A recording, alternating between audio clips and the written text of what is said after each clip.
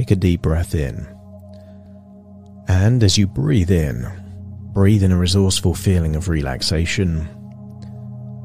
And as you exhale, just get a sense that stress, worries, or tension is leaving your body in your outward breath, enabling you to go deeper and deeper, relaxed. Now, continue to breathe in and breathe out, and I want you to use the power of your imagination to imagine a place of relaxation for you. Maybe this was a real place, maybe a place you went on vacation, or a garden that you could feel very relaxed in. But I want you to use the power of your imagination to imagine you're back in that place, surrounded by whatever you were surrounded by back then that made you feel deeply relaxed. That's right, maybe it was the freshness of the air, maybe the sunshine on your skin.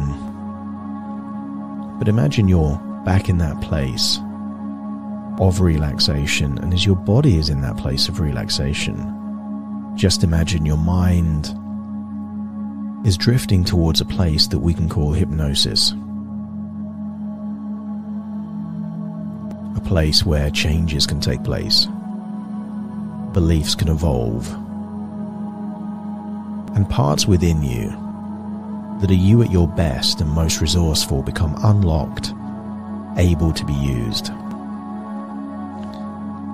And I want you to imagine that whatever place that you're in right now that represents relaxation, I want you to imagine that you're changing the weather. See the autumnal leaves falling. Then perhaps imagine it getting colder. And I want you to imagine that in this place, winter is coming. And I want you to get a sense that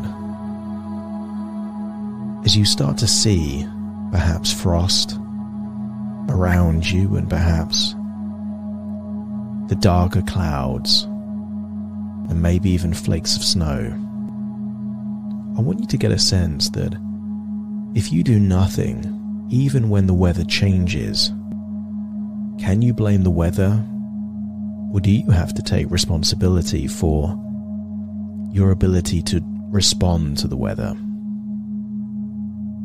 And maybe if you were wearing clothes suitable for sunshine and the weather suddenly changed to frost or snow or cold rain, wouldn't it make sense to decide to wear different clothes? Warmer clothes, waterproof clothes. I want you to get a sense that it's intuitive for you that in everyday life, when things change, you make decisions to reflect those changes. If you're driving a car and the traffic in front of you slows down, doesn't it make sense that you just slow down too? If suddenly there's bright sunlight dazzling into your eyes, doesn't it make sense to decide to put the visor down or to wear sunglasses? Decision-making in response to your environment is intuitive to you. And I want you to get a sense that you are unlocking that resource of decisiveness when it comes to finances and your own personal financial situation. It's normal, for example, that when there's more money available, people decide to prioritize enjoyment, recreation, experiences. But perhaps when money is less available due to rising prices, increasing bills, doesn't it make sense to prioritize on essentials? And just imagine that there you are, deciding what you can do to weather the storm of this winter. Perhaps you can imagine a cabin being in that relaxing place for you, and as the weather changes, maybe you would go inside, keep yourself warm, and maybe there isn't too much to do in this cabin during the deep winter. But what you can do is work on you. And I wonder, what things have you always wanted to learn, and now could be a good time to learn them? What can you do to improve your physical health? Stretch more, move more, walk or run more. I wonder, instead of using the technology around you to entertain yourself, how could you use that same technology to increase your knowledge, to become wiser, an expert in a particular area that you already have an interest in? Maybe you could learn a skill that provides a second or third source of income. And notice that as these thoughts come to mind, any feelings of anxiety reduce. Because anxiety is high when options are low. If you can't control what's happening, it makes sense to worry. But when you start asking yourself the question, what can I do to prepare? What can I do to weather the storm? Because it's based on action, options, things that you're in control of. Don't be surprised if anxiety goes all the way down to nothing. Because what is empowerment if it isn't taking the power back, empowering you to make choices, take actions to improve things in the present, but also things in the future? I want you to imagine that in the bleakest winter, there will still be sources of food out there in the snow. Maybe the occasional berry. Maybe some kind of food that you could catch. The point being that no matter what the circumstances are, there are always opportunities. And I wonder how good it would feel to be a treasure hunter.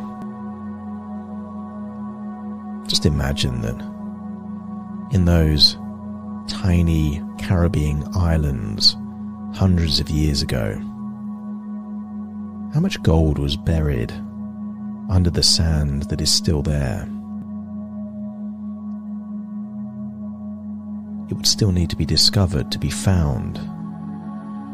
But I wonder how you would feel if in this winter,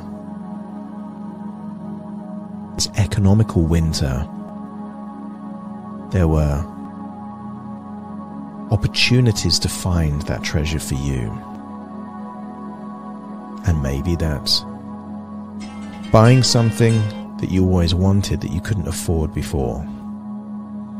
Sometimes the best companies that are incredibly successful, for a moment in time become affordable to buy.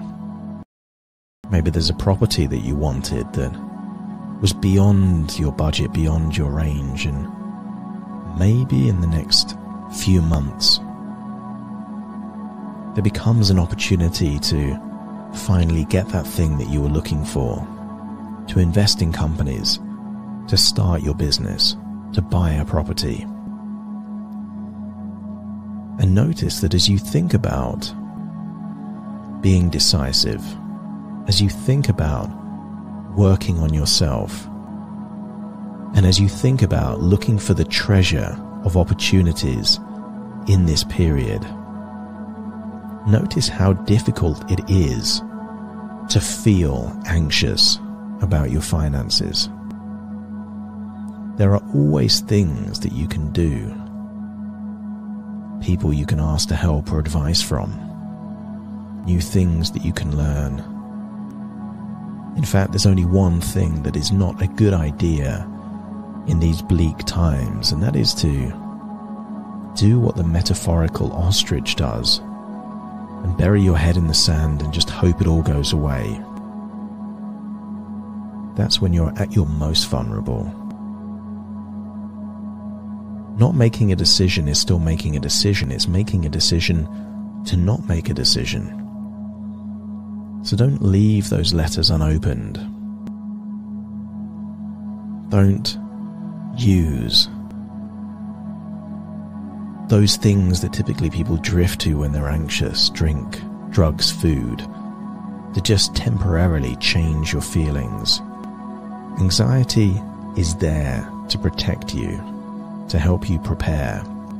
And as you tap into the realization that anxiety is your friend, not your enemy, as long as it spurs you into action, you have a competitive advantage to those people digging their heads in the sand and just hoping everything will work out okay. Unlock that powerful resourcefulness of decisiveness, preparation,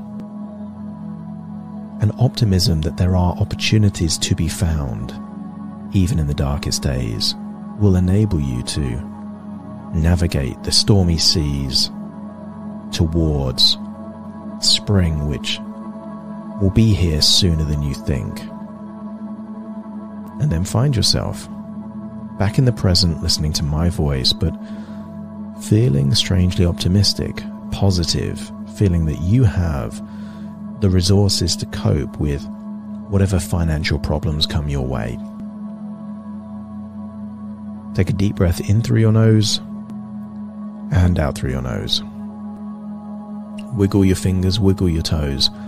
Get a sense that you're in your own physical body right now, because very soon I will now count from 1 to 10 to awaken you. You will awaken feeling motivated, determined, decisive, looking for opportunities to work on yourself and to take advantage of a stormy time.